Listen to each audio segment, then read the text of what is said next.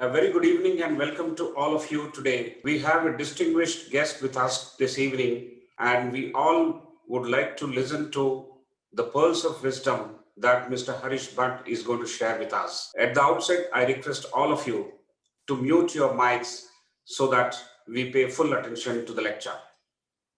I welcome all the members of audience for this very special webinar, which is the 12th webinar in our series of Wise Views interactive webinars we are conducting every Friday. I welcome all the members of top leadership from ICFAI. I welcome Madam Shobharani Yashasvi, Chairperson, Board of Governors, ICFAI Society. I welcome Professor R. Prasad, other chancellors and vice chancellors who have joined, and we will now start the program. I request Mr. Harish Bhat to open his video. Welcome, sir. Thank you very much, Mr. Sudhakar Rao, and greatly appreciate your words of welcome. Thank you very much, sir. Now, we will take a minute or two for the introduction, and I will share my screen if you permit me. The first 30 minutes will be a talk delivered by the guest, Mr. Harish Bhat, and the next 30 minutes or so will be a question and answer session moderated by our esteemed colleague, Professor R. Prasad, and myself, taking up a few questions. And these questions are collected at the time of registration from the audience, and some of the questions will be picked up during the discussion as well. It's my pleasure to introduce Mr. Harish Bhat. Mr. Harish Bhat has got a brilliant academic track record. He is an alumnus of BITS Pilani, and he has been also awarded the Distinguished Alumnus Award from BITS Pilani. Subsequently, he went ahead to study at the Indian Institute of Management, Ahmedabad, where he won the gold medal. And subsequently, down the line, he also was awarded the British Chevening Scholarship Award instituted by the government of the British government. He joined Tata Administrative Services and as an officer, and currently he's the chairman of Tata Coffee Limited, and he's designated as the brand custodian of Tata Sons. Very, very inspiring journey. He was also, and he is currently director on the boards of several Tata companies, including Trent Limited, Infinity Retail Limited, Tata Starbucks Limited, Tata Unistore Limited, and Tata AIA Life Insurance Company. During his career spanning more than 3 decades with Tata Group, Mr. Harish has held several roles like the Managing Director of Tata Global Beverages Limited, as Chief Operating Officer of Watches and Jewelry Business of Titan Company. He played key roles in the launch and nurturing of several iconic brands like Titan, Fast Track, Tanishq, and Tata Tea, and played a key role in the milestone acquisition of Tetley. He is very passionate about writing. He's a prolific writer. I have read one of his books, The Curious Marketer, and apart from that, he has written an extreme love for coffee, extreme love of coffee, Tata Log, and the latest book, The Tata Stories, which has got 40 timeless tales from the Tata Group. So to his credit, there are 4 brilliant books, and he is a very good writer. I finished the first book which I read, The Curious Marketer, in probably about a day or 2. So I attended his book launch in Pune, and I picked up that book. I have a signed copy with given by Mr. Harish Bhat, and I finished it in a day or 2. He is also top voice in India for LinkedIn, recognized in the year 2019. So without much ado, I now welcome Mr. Harish Bhat to start his talk. And ladies and gentlemen, please mute all your mics, and we give you Mr. Harish Bhat. Over to you, sir. Thank you, Mr. Sudhakar Rao, for those warm words of welcome. Really appreciate it. And thanks to ICFAI for giving me an opportunity to come and speak before you, all of you today on this Friday platform. Before I begin my talk, I want to mention a couple of things. Firstly, I think to Madam Shobharani Yashasvi, who is on this webinar. Madam, I'm honored by your presence here this evening. And to all the faculty, students, alumni, and others who are attending, all guests who are inviting this session today, I would like to say thank you very much for taking your Friday evening to be here. You know, speaking at ICFAI is particularly a privilege for me. for two reasons. First, I want to pay tribute to Professor N.J. Yashasvi, the founder of ICFAI. And I still fondly recall that he was my professor of corporate finance at IIM Ahmedabad in the years 1985 to 87. So it's a privilege to speak at a university and an institute which was founded by my professor, whom I respect greatly. And that's one reason why I'm very happy to be here today. The other personal reason I'm very happy is that my wife, Professor Veena Bhat, taught at ICFAI for more than a decade during the time we were in Bangalore particularly, and then also briefly in Mumbai. So ICFAI for her is like a second home, and I've had the opportunity to come and visit your campus, Bangalore, on at least a couple of occasions. Of course, all of us know about ICFAI and the academic merit that the institute has achieved. In today's session, I am hoping that I can share with you some lessons of leadership from the Tata Group, where I've been fortunate to spend the past 34 years of my career. It's my first job out of college, and I complete 34 years this year. Give me a moment to pull up my presentation on the screen. Today, I will be speaking a little bit about leadership, a little bit about life lessons, and also inspiration. You know, the stories of leadership that I'm going to narrate to you today are in my new book, Tata Stories, which Mr. Sudhakar Rao referred to, and which has just been published. But I will go on to talk about some life lessons from my own life and my own career. But first, on the Tata Group. I'm sure all of you have used some Tata product or service or the other, or you know about many Tata products.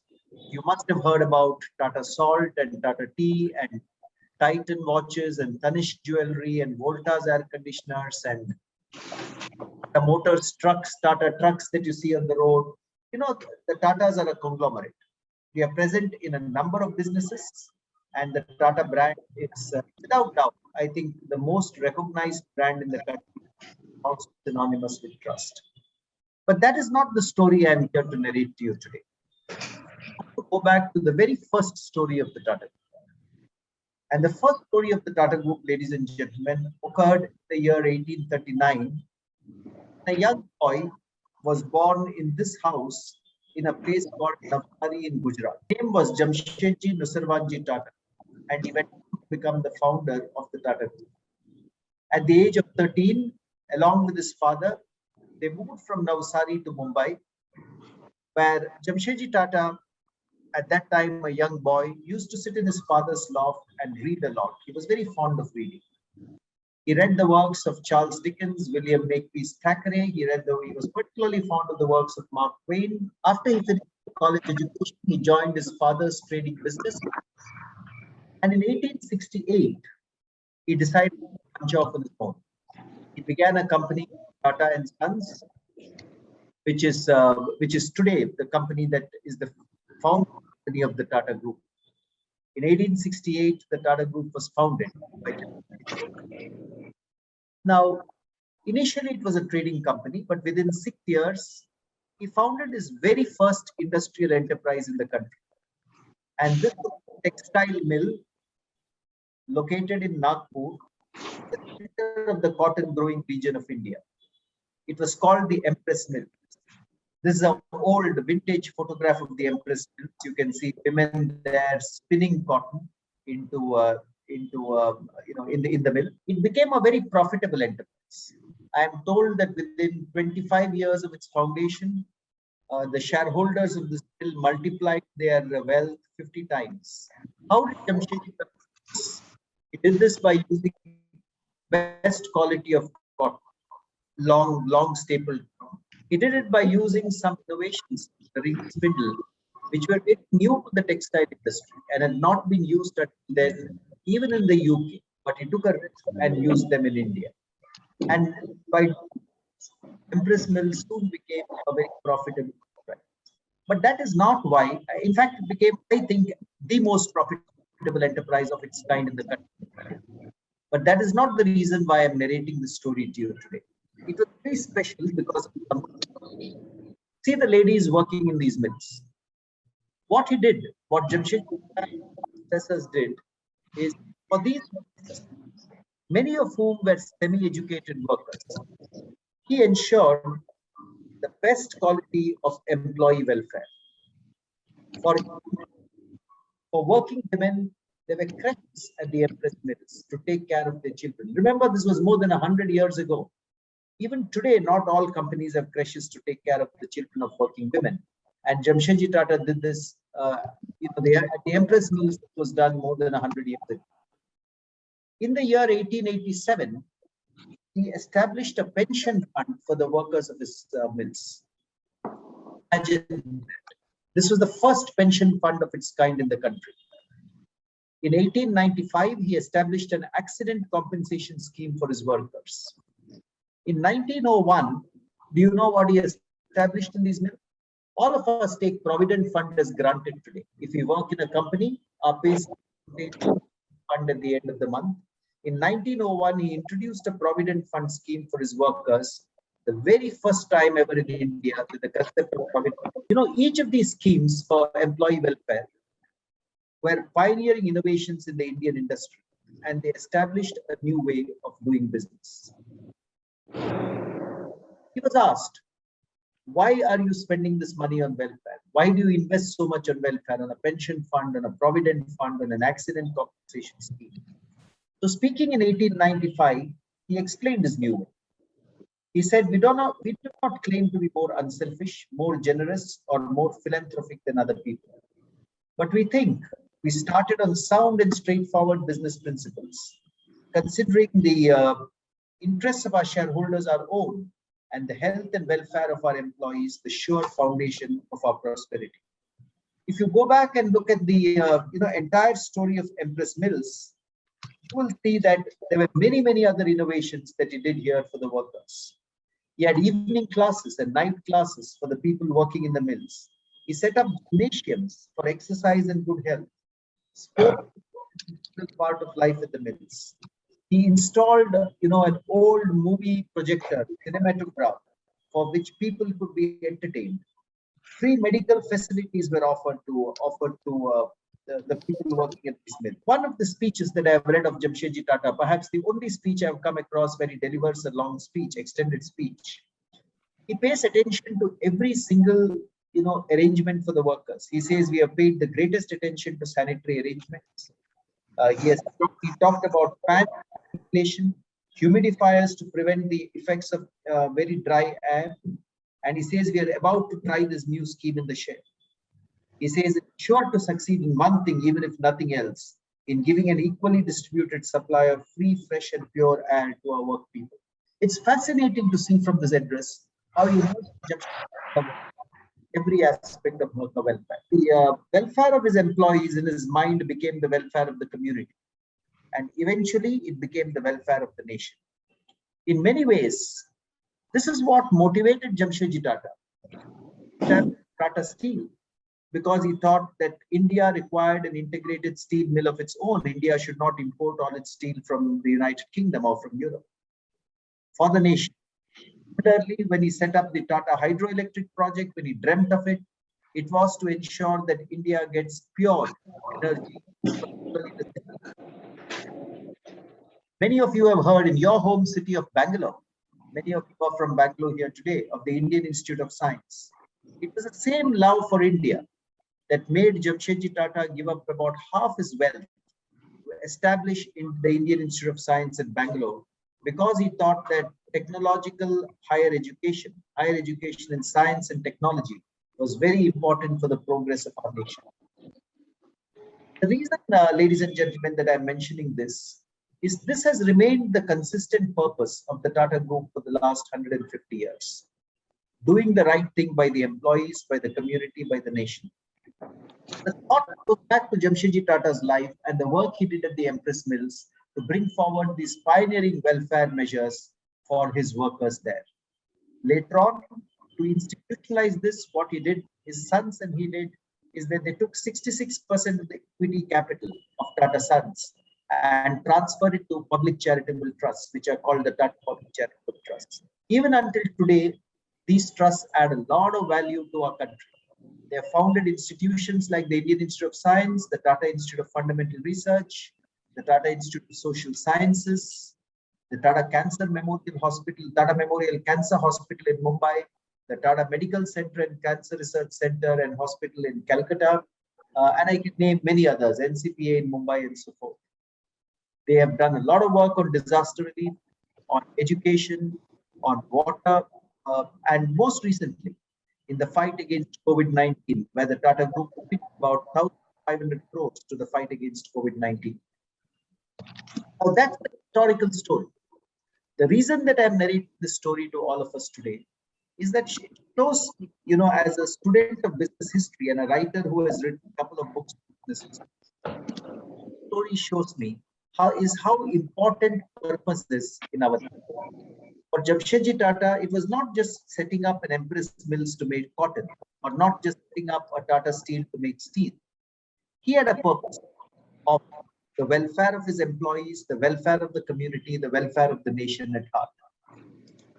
I believe the reason the Tata Group lived on for so long, and I think each of us, our lives, also owe ourselves that sense of purpose. We may not have a lofty sense of purpose like Jamshedji Tata had, that we would do everything for the good of the nation. Your individual purpose and my individual purpose may be to do good for our family, maybe to do good for the community around us.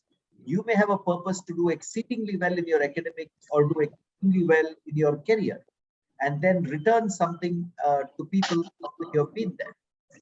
Teachers may have a purpose of adding value to their children, adding value to their students, and doing that in earnest measure.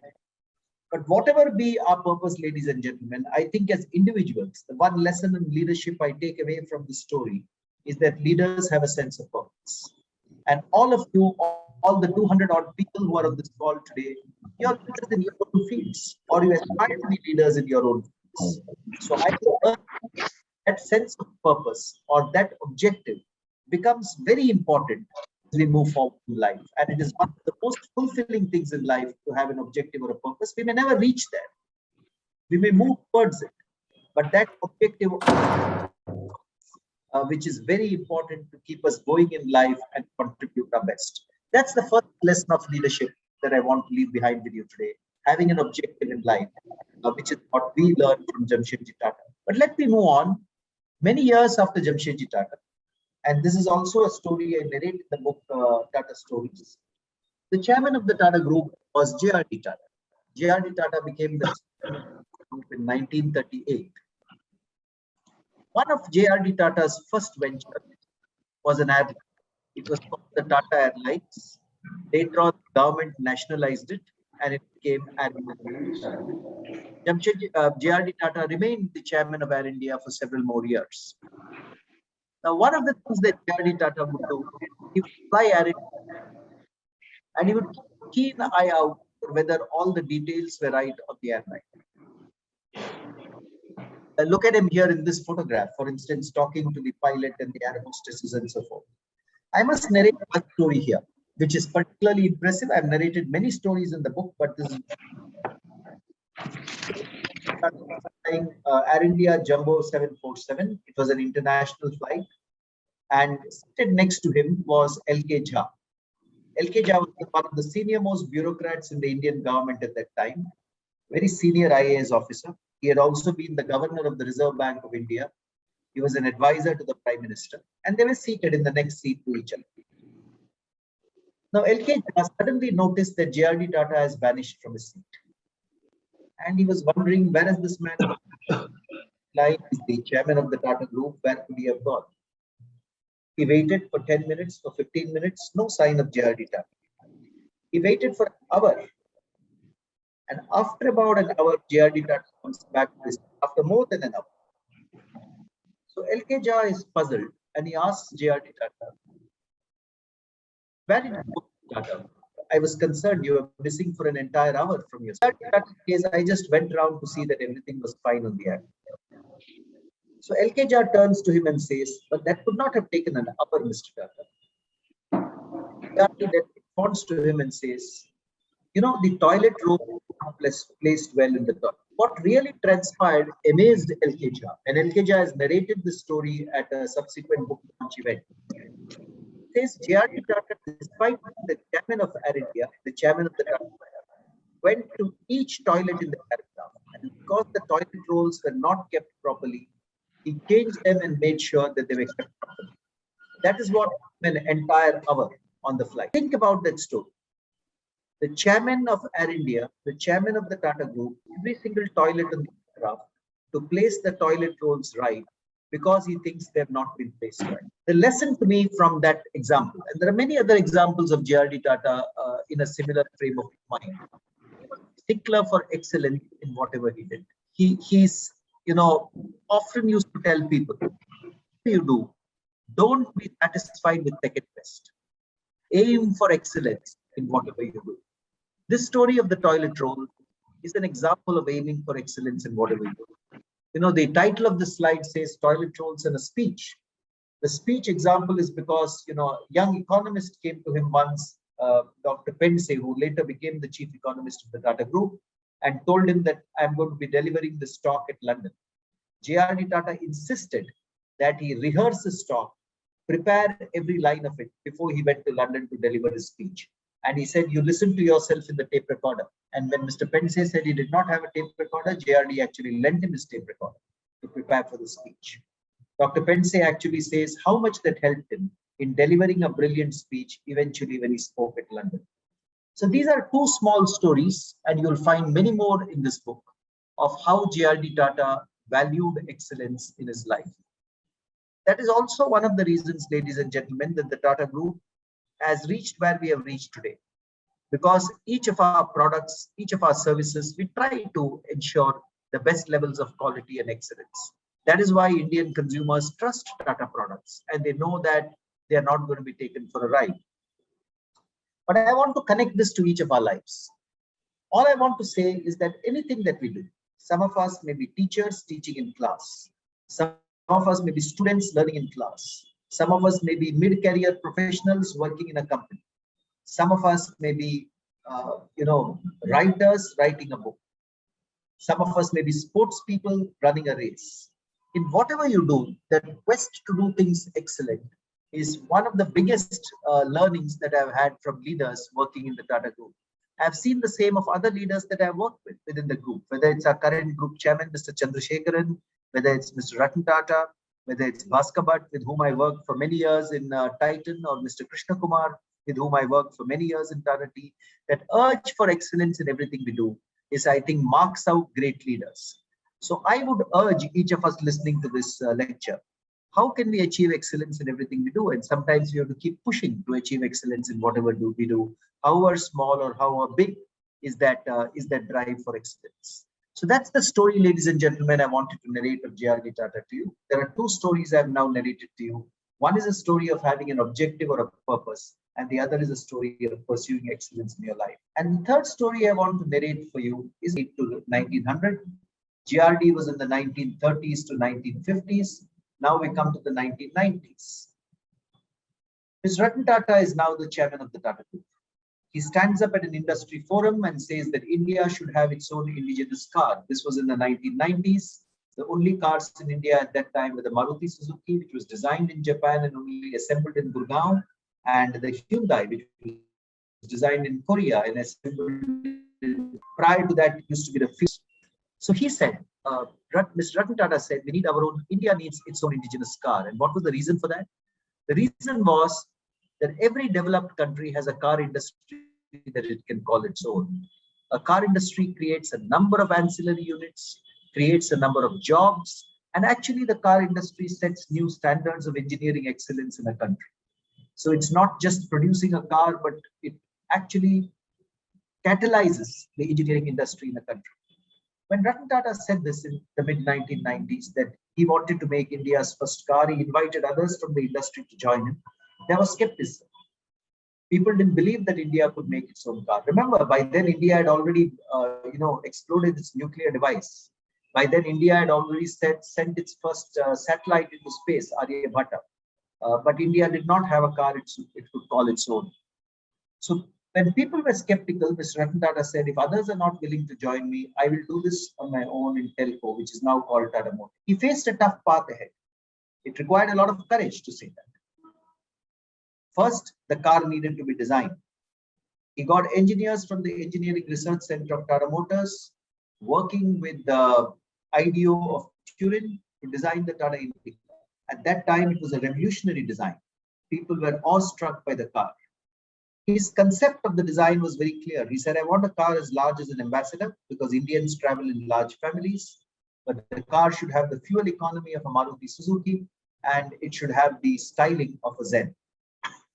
When the Indica was first launched, that's what it had. But before it was launched, he also had to find a manufacturing plant where the Indica could be made.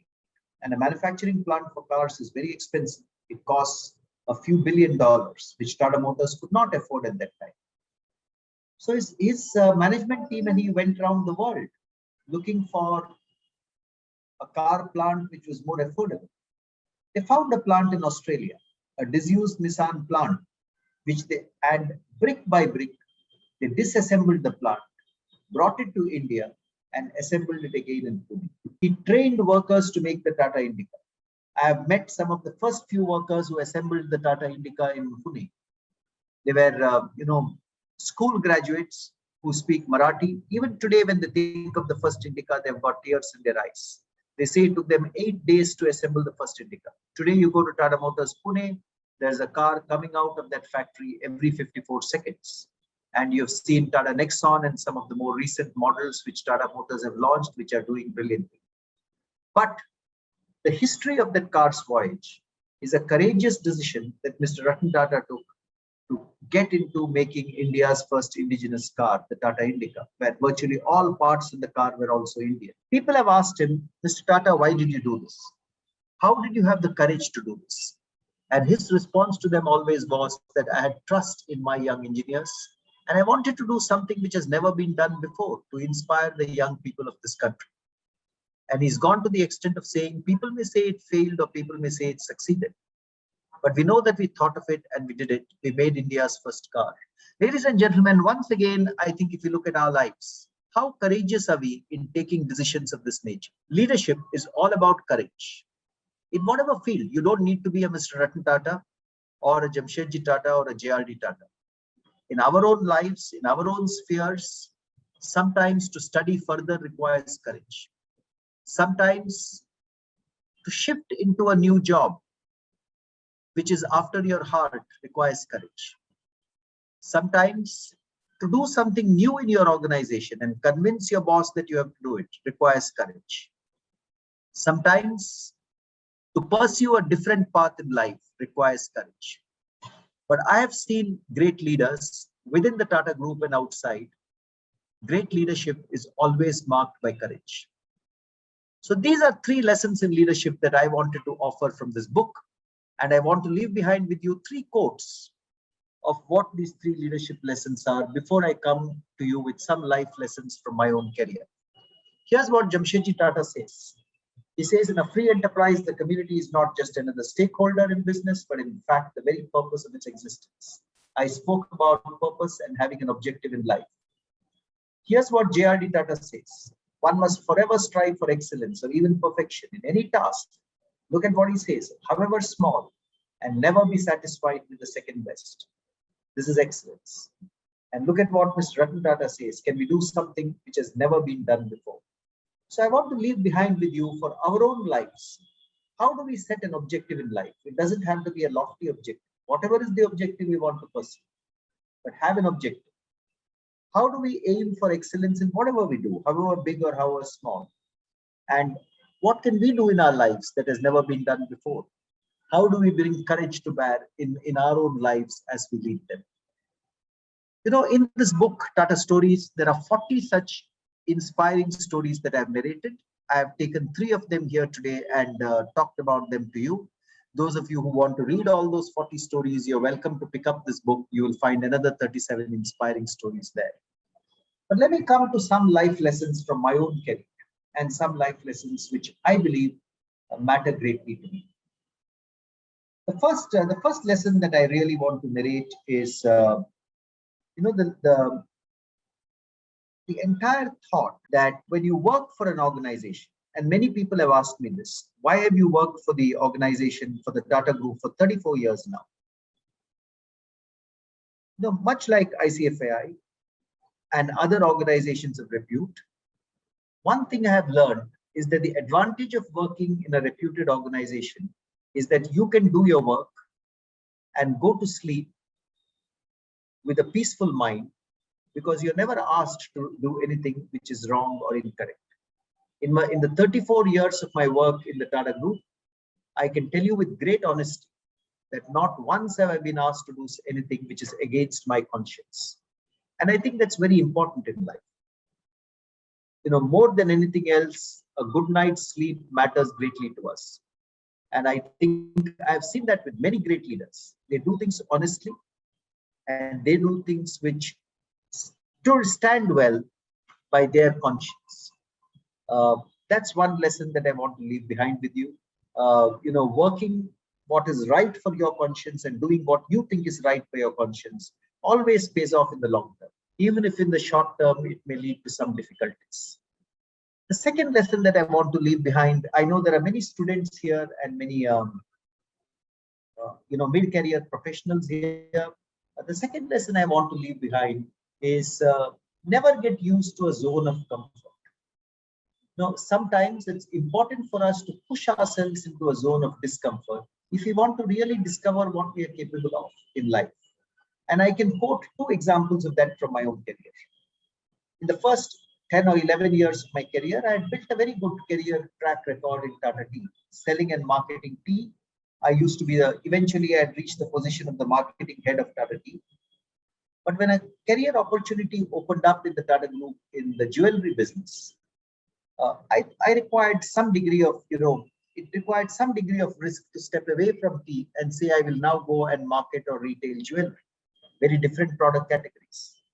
But in hindsight, I'm so happy that I took that call, because I took that call, it opened my eyes to a completely new category and what consumer behavior and marketing was in that category. It opened my eyes to the fact that marketing could work similarly in many different categories. But taking that call at that point in time required, it was a risk, because the jewelry business was actually making losses at that time, whereas the tea business was quite profitable. So my own understanding at that stage, I had not internalized all these things, that taking risk is important. I did it because I thought it was the right thing to do. But when I look at it in retrospect, I believe it was the right risk to take. Similarly, at the age of about 50, many years later, I wanted to write a book, because book writing was a passion with me. At that time, I was the chief operating officer of the Titan company, managing the watches business. And it was once again a risk to take a sabbatical away from work to follow a passion that I had in life of writing. Once again, I heard many people say many things on why would someone want to do something like this. But eventually I was following my heart, and I wanted to do something which was important to me, because I thought I had a passion for writing, and I was inspired by many things within the Tata Group, and I wanted to write about it. So that's the second example I have. But sometimes in life, you have to push yourself into zones of discomfort. And I want to leave a final lesson with you, which again I have learned from my career. It takes time to discover what you're really passionate about. Sometimes it may take 5 years, it may take 10 years, it may take 15 years into your career. But I think it's really important in your career. How many ever years it takes to eventually discover something that you love doing. And once you discover something that you love doing, sticking to it, because when you enjoy doing something, I believe it comes naturally to you and it makes your life more fulfilling. Some of you may love teaching.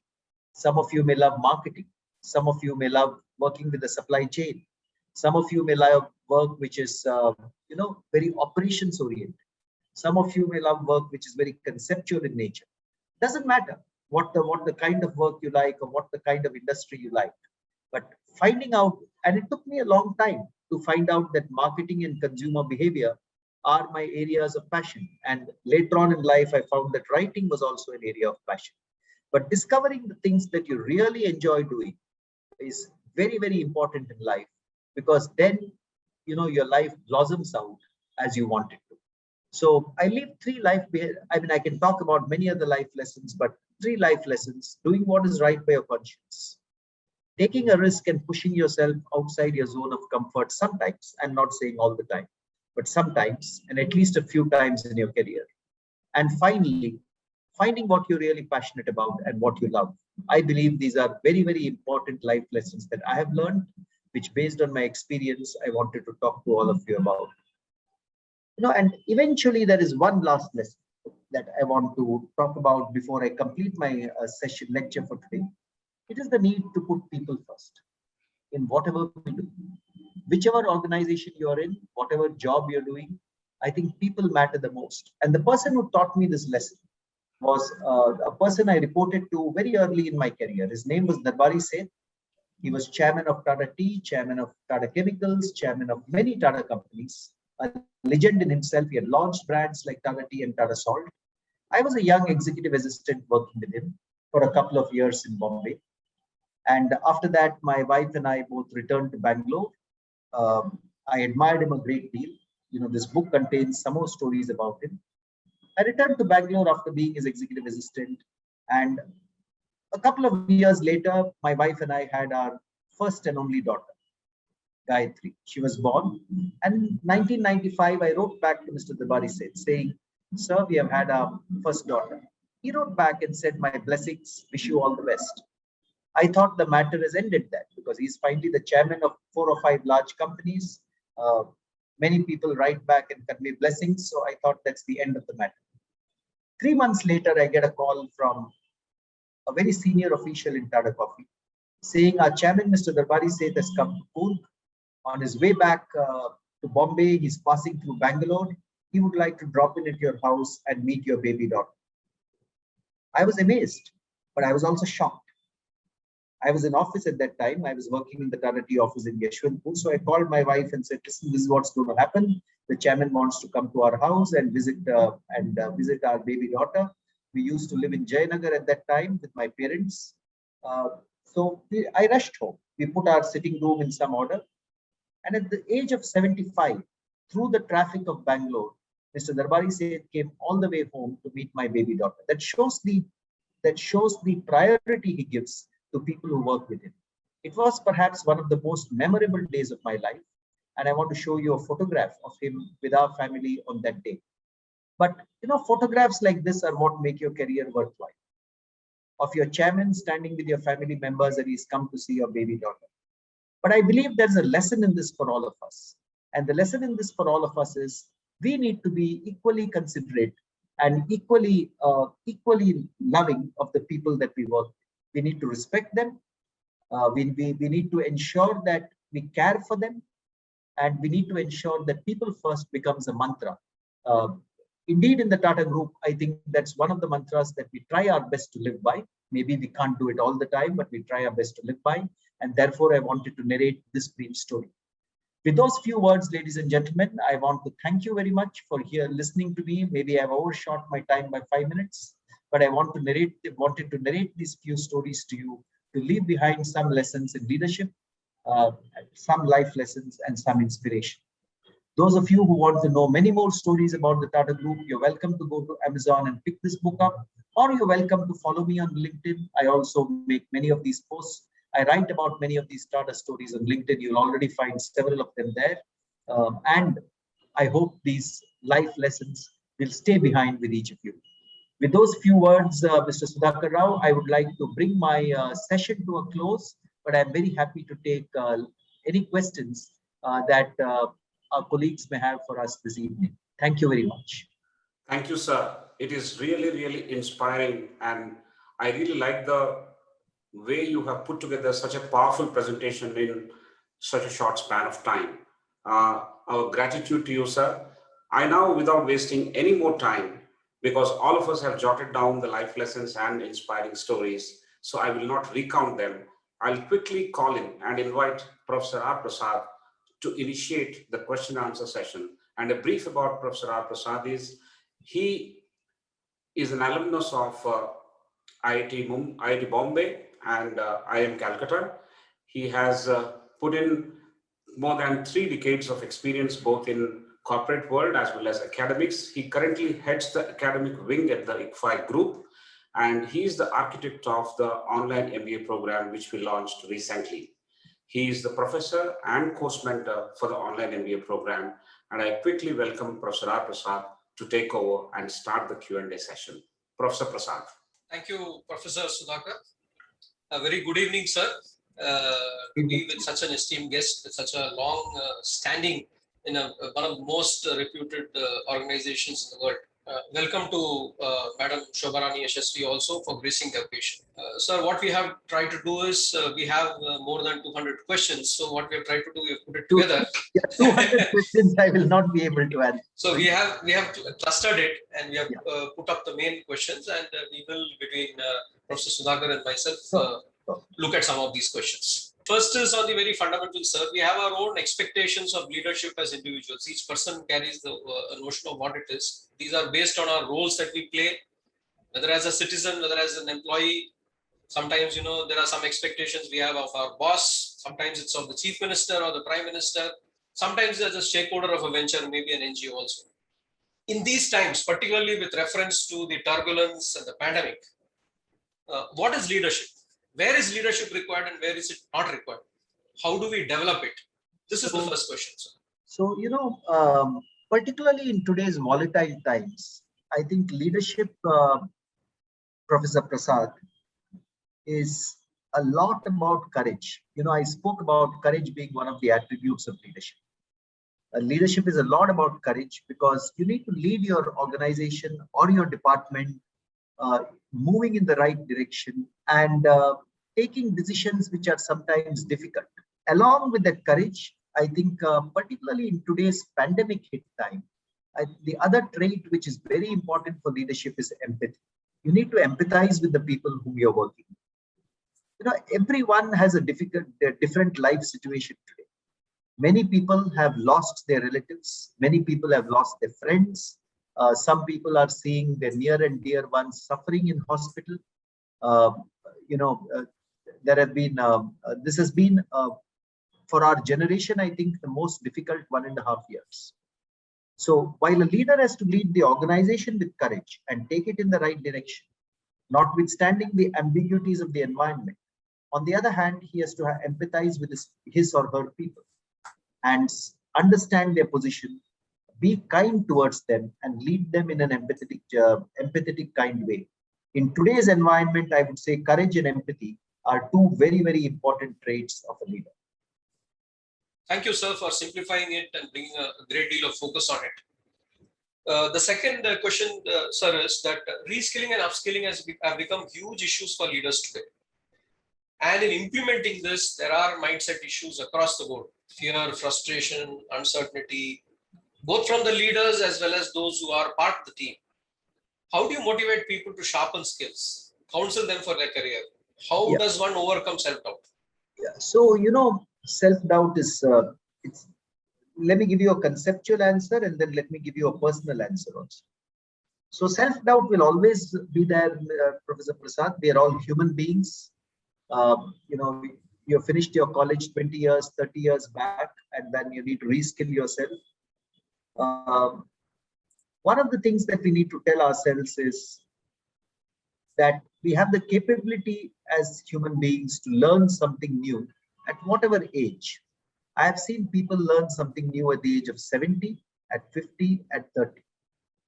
The capability to learn something new is always within us. Actually, the most difficult step I find is taking the first step and getting into that learning exercise. Because you can live with self-doubt for many years. The only way of clearing self-doubt is to take the first step and try learning something new. That's my advice to everyone on this call who wants to reskill themselves.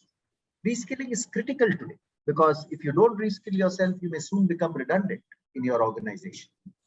I'm not saying this generally of every function, but in many functions, this is the case, particularly where technology and digital is involved. One good way of reskilling, Professor Prasad, and I'm talking about myself. I'm now 58 years of age. At the age of 55, I did not know anything about social media. I did not even have a LinkedIn presence until the year 2017. Then I told myself, I am brand custodian of Tata Sons. I handle the Tata brand. It's important for me to be present in social media. I also had my self-doubt on whether I could be present meaningfully in social media or not. So I went to a much younger person in Tata Sons. I went to a gentleman called Harun Bijli, who is much younger to me. He must be in his 30s. I went and asked him, can you teach me how to do LinkedIn, how to post on LinkedIn, what works on LinkedIn, what doesn't work. It took me a couple of months, several months, I would say, of several sessions with him. I regard him still, even till today, as my reverse mentor. And that taught me how to use LinkedIn. It took me a couple of years to perfect that art. And I found it really fulfilling in 2019 when LinkedIn announced my name as one of their top voices in India. So 55 is not too old, then no age is too old. I think we can learn. And even as recently as 2 weeks back, we had an intern on our team who was teaching me new things about LinkedIn and Instagram that I still did not know. So one good way of getting over that self-doubt is take the first step. Find the Harun that you will go to, or take the first step and find the training program that you will go to. Taking that first step is very important to clear self-doubt. Otherwise, any amount of conceptual thinking is not enough. Thank you, sir. I think that is again simplified, very, very implementable. Take up the first step. And I think once you take up the first step, every step becomes another first step. Yes, I agree. And when you take the first step, you slowly gain confidence. Here is the third one, sir. Conflict is on the rise between economic, social, and environmental aspects. The globe talks about the 3P principle: people, profit, planet, and expects better balance from organizations. How can leaders arrive at this balance? Ethical and sustainable choices, sir. So that's a very, very interesting and good question. The world over, corporates have now realized that contributing to all the stakeholders equitably is very important. It's not important. I mean, it is important to make profits for your company. No company can survive without the profit engine working very well. But it's equally important to keep in mind what your employees require, what the community requires, what the customer requires, because they are also stakeholders. A good way of a metaphor for doing this was once shared by the then chairman of Starbucks, Howard Schultz. We have a joint venture with Starbucks in India in the Tata Group, and I've been privileged to be a director of the joint venture for several years now. So the chairman of Starbucks had come to India, Howard Schultz, and we were asking him, how do you achieve the stakeholder balance? How do you do only not what is right for your company, but also for customers and employees? And he shared an interesting story with us. He said, whenever he conducts a meeting, he keeps 2 chairs empty in the room. He never fills them up. And he says, I imagine that the customer is sitting on one chair, and I imagine that the employee is sitting on the other chair. And I look at both those chairs and say, the decision that I'm taking today, is it correct by both those people? Otherwise, you're only talking to directors, you're only talking to the leadership team. So that was a very powerful metaphor. So where are the empty chairs in your room? Who are the people sitting on that empty chairs? And are you imagining that you're doing the right thing by them or not? One thing is very clear to all of us: sustainability and what we do for the community is very, very important in the future. Customers are expecting that, and customers will value corporates which do right by the community. Younger people particularly are even more careful about the environment today, and they will reward brands which do right by the environment. So I don't think there's an option anymore. I think companies will go the route where they have to engage in sustainability behaviors. I've already seen that happen, not just in the Tata Group, across many, many other companies. Even companies like Unilever have done a fantastic job there. So I'm seeing that that will be the way forward into the future. Thank you, sir. Again, very insightful, very visual, the very 2 empty chairs in the room. I think very, very easily connectable for all of us. With this, we come to the end of the first cluster. I hand it over to Professor Sudhakar Rao. Thank you. Next cluster. Yeah. Thank you. Thank you, sir. You said that courage and empathy are the hallmarks of real leadership. Moving forward from this point, do you think that the turbulence caused by this pandemic has tested the leadership among many organizations and individuals, both in society, in corporations, and at political level? Yes, sir, you can answer that. Yeah, I think it has tested. It has tested each of us who are in leadership positions. No doubt about it. As you look at corporates today, I won't take names in this seminar, but you find some corporates moving ahead with a lot of courage, some corporates on the back foot. And I think what has mattered is the quality of leadership. That is the courage required to make difficult calls during an environment of relative ambiguity and relative courage. Leadership has also been tested because suddenly the modes of work have changed. Many corporates changed to a work from home environment. Many corporates had to ensure that a dispersed workforce was motivated, engaged enough to take forward the work of the organization. So leadership has definitely been tested, and I don't think the testing times have ended. I think the pandemic has not ended yet. People are still talking of whether there will be a third wave and whether the virus will mutate into other forms. So I believe this is a testing ground for leadership. But like they say, when things get tough, the tough get going. So the best leaders have got going in this environment. Great, sir. Thank you very much. We are quite curious to know from you, how has the leadership in Tata Group responded to the pandemic? Any lessons of inspiration for us? So I think good question. And I think 2 or 3 things that the leadership in the Tata Group has done. The first thing that the leadership in the Tata Group did was, I think, recognizing the gravity of the challenge thrown up by COVID-19 and the pandemic. They announced that they would support the nation in a big way. I still remember it was on 28th of March 2020 when both Mr. Ratan Tata and Mr. Chandrasekaran, Mr. Ratan Tata as chairman of the Tata Trust and Mr. Chandrasekaran as chairman of Tata Sons, stood up and committed 1,500 crores to the fight against COVID-19. That's a very significant figure by any standards. And it was committed at the time when there was a lot of ambiguity. The lockdowns had started. But I think in doing that, they have reinforced the objective and purpose of the Tata Group, that community and nation comes first. So that is one lesson in leadership that I take away very clearly, that when the community was in need, leadership did something for the community, and it actually reinforced my own belief in the values of the Tata Group. The second lesson that I saw in leadership was taking the right decisions for the business, which are right in the long term. The pandemic has caused a lot of short-term flux. Let me take an example of, say, Tata Motors.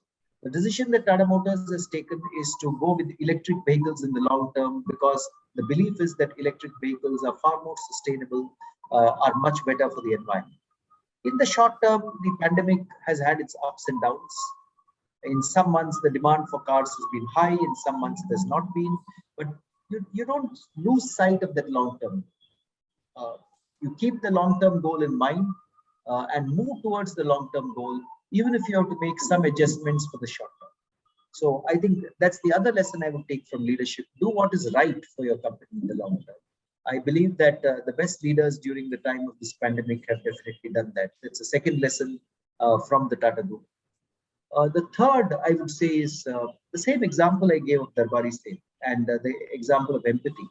I think across our companies, I have seen our companies put our people first and try their best to protect as many jobs as possible.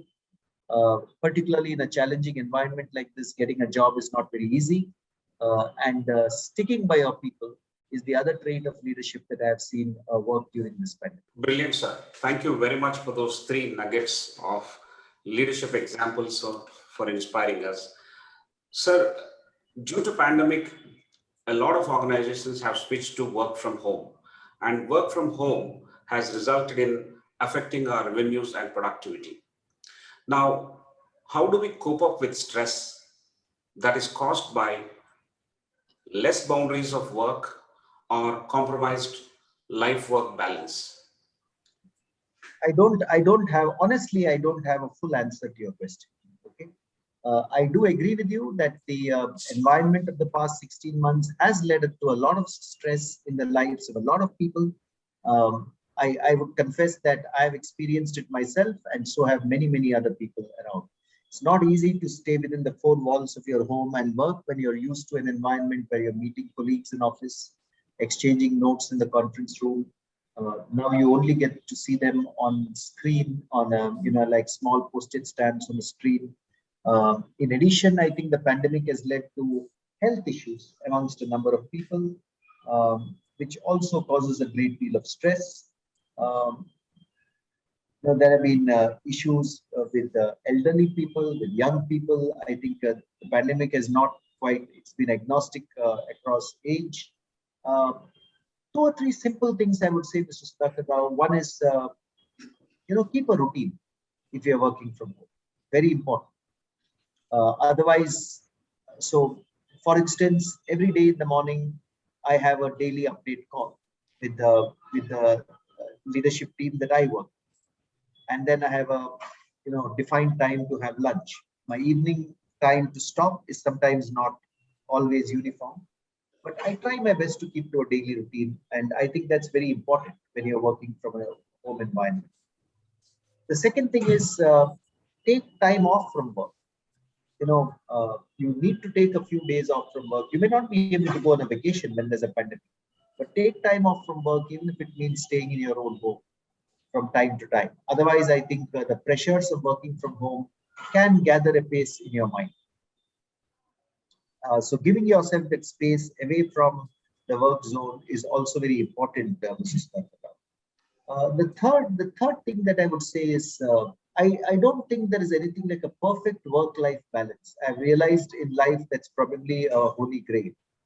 But if you give yourself some time to exercise physically, uh, for instance, these days I do a little bit of yoga. Earlier, I used to go out for a walk. Some physical exercise which can refresh your body and mind, it's useful. So these are some practical tips I have in mind. Okay, give yourself a routine, um, work out, have some physical exercise, walking or yoga or whatever is important to you. And I would say give yourself some time off from work. Don't immerse yourself in work 24 by 7. Great, sir. I think these are very useful and doable tips for all of us who are present on this webinar.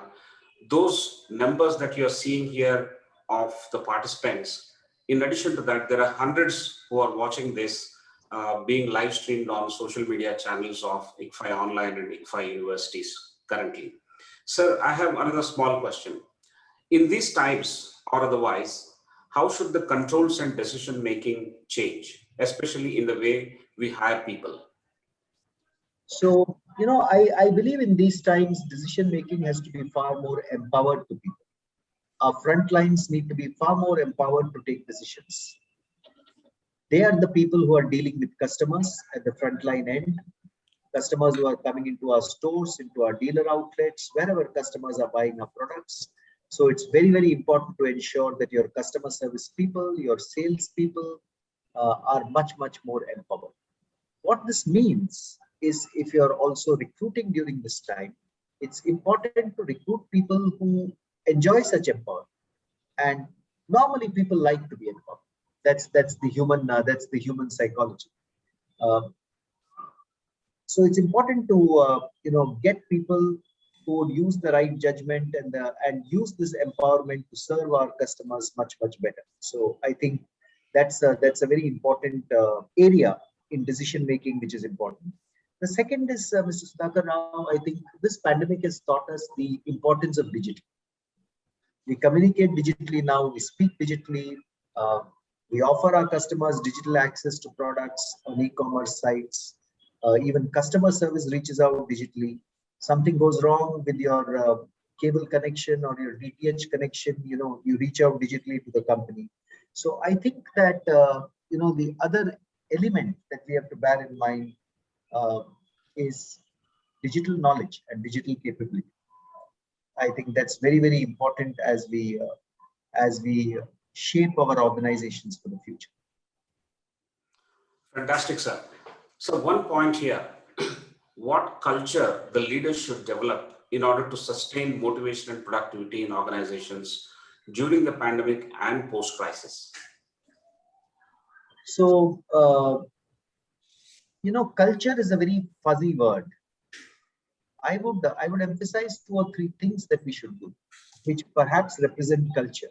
I think the culture should be one where the colleagues, notwithstanding all the difficulties of the pandemic, our colleagues should be motivated and engaged with the company. It's very difficult to lose. It's easy to lose the thread of engagement if you're sitting at home.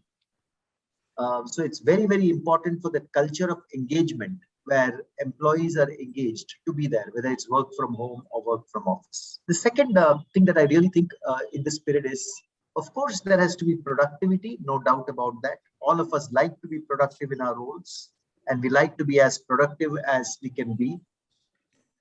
But alongside that productivity should also come empathy and kindness. That should be part of the culture of the organization. I've already spoken about empathy, but I think empathy and kindness have to be part of the culture, particularly during these challenging times. And third, I would say is, a culture of, I would say, doing a few things and doing them really well. It's difficult in a pandemic situation to do many, many things because of all the pressures that we are doing. So I think organizations which decide on the most important things that they have to do and do them really well, you can call it a culture of prioritization, or you can call it a culture of focus, or however you want to word it. Particularly in today's day and age, I think it's a very, very important culture to promulgate, because otherwise we may end up doing too many things which don't necessarily work all the time. Amazing tips, sir. I think it is engaging, empathizing, and prioritizing. I think these are the lessons that we would keep forever learning from. And now I hand over the proceedings to Professor R. Prasad to focus on the next cluster. Thank you very much, sir. Thank you, Mr. Sudhakar Rao. Thank you, Professor Rao. This cluster deals with careers and education, sir. Genuine leadership skills are in huge demand at all organizations and in society. Now, how do we promote leadership quality among students who do the program or executives who do the program, commoners? And how do you feel this is useful for society? I mean, that kind of education that we should impart. Yeah. What should the institution and the faculty do in this regard? So, leadership is important for all of us. Whichever small a team or large a team we are leading, leadership is a very important part of our lives. Leadership is important even in our social lives. This is a question that is often asked: can leadership be taught? And leadership can be taught in life. There are 2 or 3 ways I think we can communicate some of the principles of leadership to young people today. One is, and perhaps the best way, is to inspire them with stories of real leaders. It can be leaders from the political sphere, Mahatma Gandhi, for instance. It can be leaders from the corporate sphere, Jamshedji Tata or J.R.D. Tata or Ratan Tata, for instance, or Steve Jobs. It can be leaders from the social sphere who do good work for society. It can be leaders from academia. So I think one of the reasons I always feel reading a biography is a good way forward to develop leadership is you get to know the stories of real leaders. You get to understand how they handled challenges in their lives. And that makes your problems or your leadership issues far more relatable. That's also one reason, Professor Prasad, that I've written this book called Tata Stories, because all the 40 stories in it are inspiring stories of leadership, and you can take something behind it.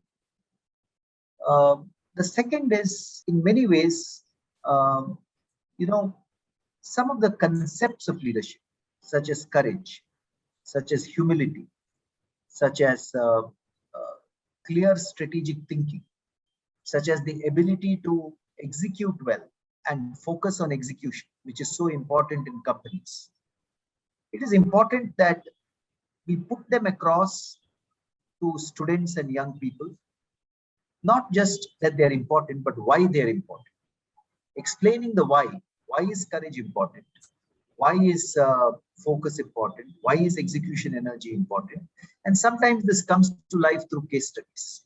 There are case studies which are written by uh, professors like your colleagues and yourself, which examine situations of leadership and talk about what leaders would do in such a situation, and students discuss those case studies in an MBA classroom. That also, according to me, provides very, very interesting and useful lessons about leadership. The third is, Professor Prasad, as students go for internship, as they go for their summer training program, or as they go for their first internship with an organization, nothing works better than, actually practicing some of those traits of leadership on the job. It's easy to talk about leadership, but I think whether we are in academia, whether we are in business, I think practicing those traits of leadership, for instance, courage. Are you actually taking a decision with courage, whatever decision you take? For instance, standing by your people. Are you standing by, even if it's a team of 1 or 2 people, are you standing by them in a difficult time? So these are three methods, Professor Prasad. You can read the stories of great leaders and learn from them. You can learn through case studies which examine concepts of leadership, or you can learn leadership. Thank you, sir, for suggesting clear pathways. Perhaps the last one is the most effective. And I think we do have adequate opportunities to do all the three. So the next question is the nature of opportunities around us for work or for business are rapidly changing, and digital, for instance, is getting all pervasive. So what kind of and types of opportunities should management students and executives focus on in an Indian context for a meaningful career? And what kind of opportunities exist in the Tata Group?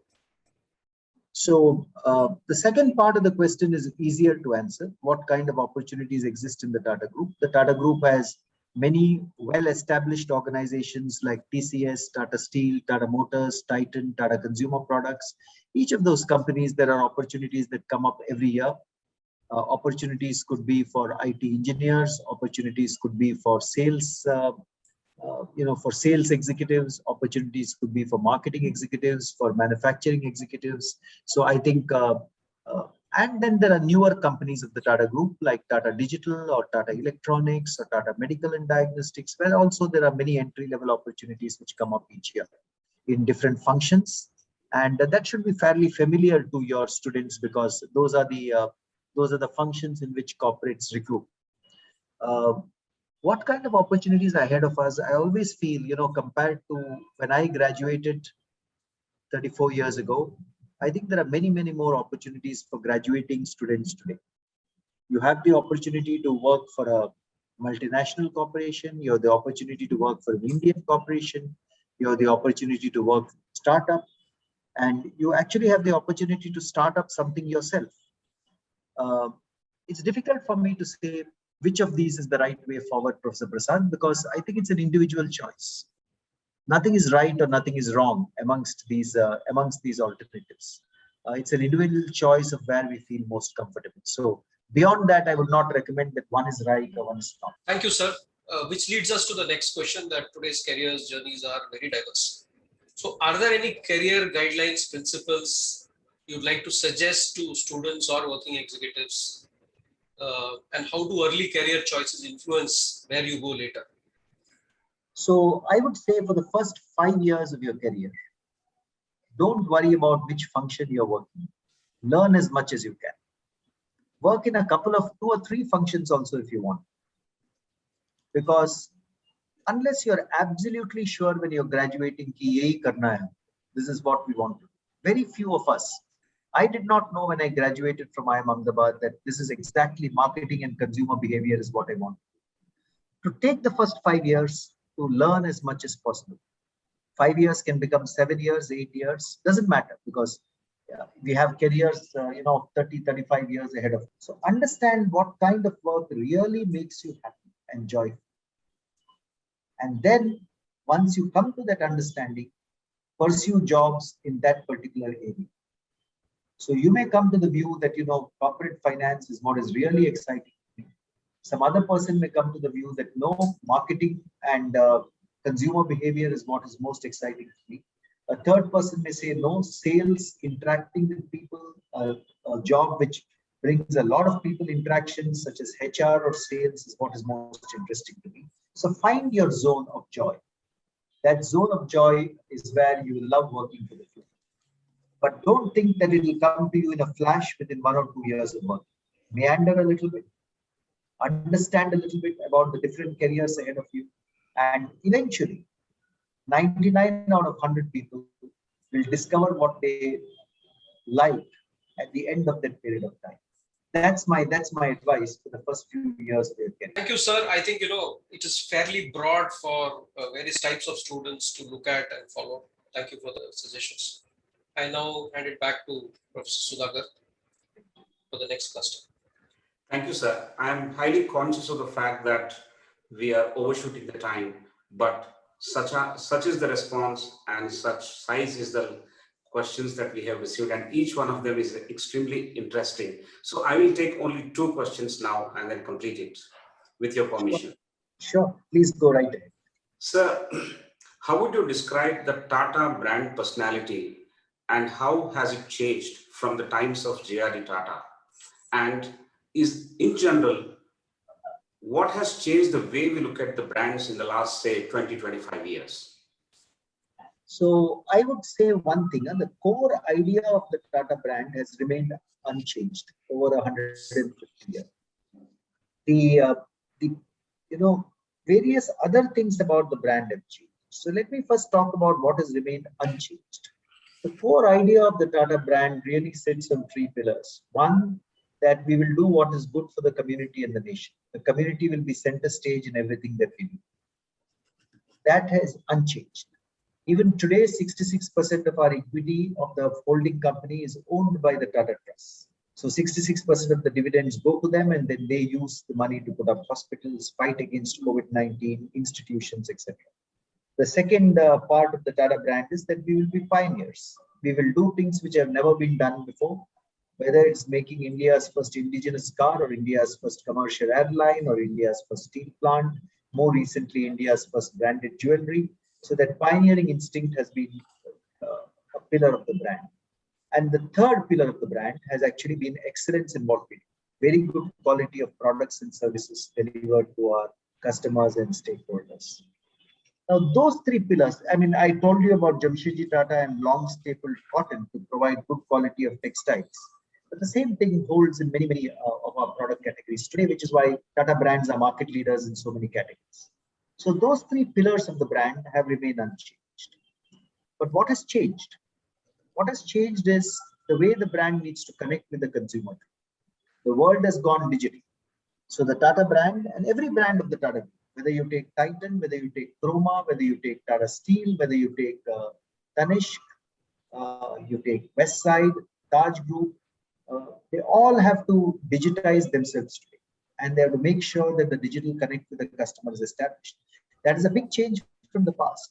In the past, you just used to have, one-way television advertisements or one-way press advertisements. Today, you have to engage the customer. The digital social media has given the customers a very powerful voice, and customers want to feel engaged with the brand. So one big thing which has changed is the use of digital at every customer touch point is really speaking, I think, not only for the Tata brand, but every brand today has to invest to make that happen. The second thing is, I think brands need to be much more agile in today's world. Today is a far more competitive world than existed earlier. Every market share gain, every market share point gain, every customer win has to be treated with great respect by the brand. Brands have to move very quickly in today's world. Whether you're Tata, whether you're Unilever, whether you're Amul, whether you're Nike, doesn't matter. Or whether you're a small brand which is operating only in one city, if you have to be successful, you have to be agile. And I think agility is something that we have tried consciously to develop, and we will continue to push that envelope in the future as well. So if there are 2 big things which I think have changed, of course, the third thing which has changed is the product categories we are in. 100 years back, we were in textiles and steel. today we are in a number of consumer categories, including jewelry and watches and tea and coffee and garments and air conditioners and durables and all that. So the product categories have changed because you also need to be in the product categories which are relevant to a particular age and generation. Great, sir.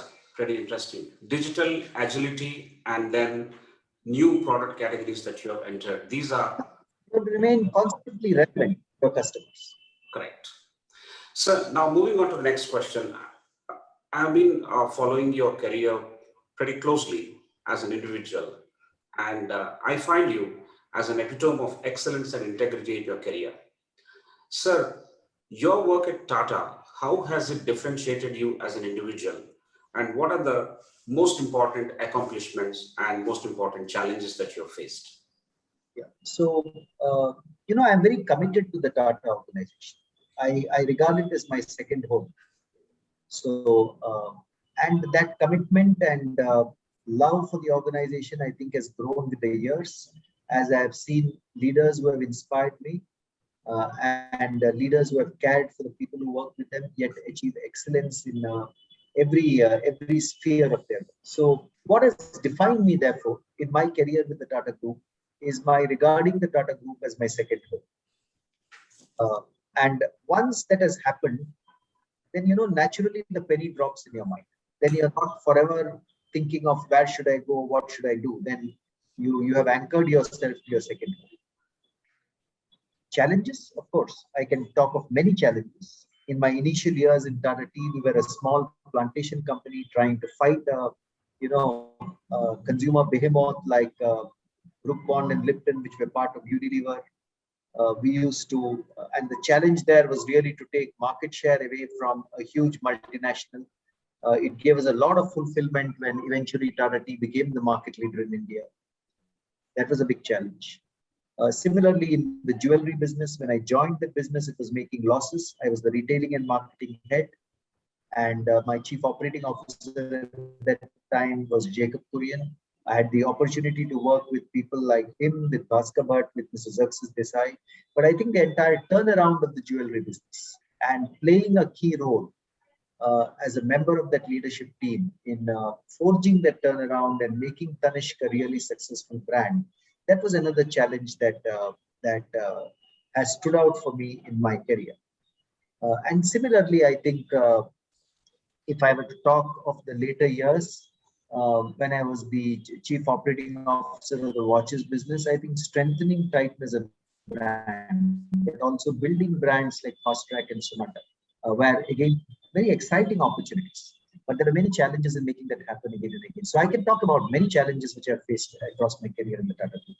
But I actually think, reflecting back on them, I do believe that, facing those challenges frontally, taking them on, it is quite likely that there will be challenges you can't find a solution for. I'm not saying as human beings we will have the solution for every challenge, but we should look out for solutions and we should try our best to get solutions for every challenge. And don't worry about whether we succeed or fail. I think that's the lesson that I think my career in the Tata Group has taught. Excellent, sir. I think these are pearls of wisdom that we are all waiting for, and we've heard it from you. It's been a blockbuster session for all of us today, and this Friday evening is well spent. You have made our day, sir. I have one small question, which generally is called one for the road. And if I may ask you that, what do you do as a brand custodian?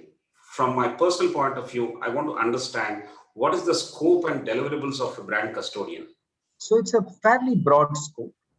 I think firstly, the Tata brand is a 153-year young brand.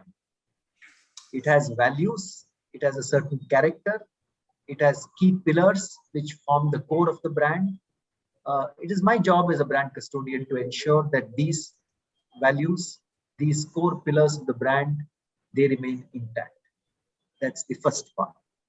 The second part is more than 100 Tata Group companies use the Tata brand, and they have to use it in a certain manner, following certain guidelines, because otherwise the brand, for the brand to be very strong and focused and visible in people's minds, it is important that there be a uniformity of application of the brand across the group.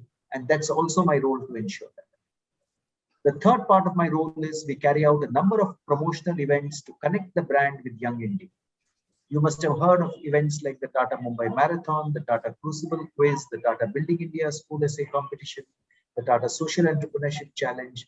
It's also part of my role, my team's role, when I say my role, to ensure that we nurture these events and make sure that we build some of the most iconic events for young India into the future from the Tata brand. So those are some broad elements of the role. And we also need to ensure that, all companies which are using the Tata brand conform to some levels of excellence. So we actually have two things. Every brand, every company which uses the Tata brand has to sign up to two things. One is the Tata Code of Conduct to ensure that the brand conducts itself in an ethical manner. And second is the Tata Business Excellence model to ensure that the basic levels of business excellence are met by every business. Those are also, I think, two fundamental, tenets of the Tata brand. Very, very interesting, sir. I think some of these we can try and emulate on a larger timeline for organizations like us, for mid-career professionals like many who are actually present today for session. There are many, many lessons for them as well to implement and emulate. That's actually, Mr. Rao, I also have the greatest respect and admiration for ICFAI. I think I admire the vision with which Professor N.J. Yashasvi founded your institution. Therefore, I admire the way the institution has progressed. And therefore, it has been particularly a privilege to speak here today in the presence of Madam Shobharani Yashasvi and in the presence of all your faculty members and yourself. Thank you very much, sir. It doubles up our responsibility and our commitment towards our work and ICFAI. Thank you very much, sir, for this valuable time that you have spent with us.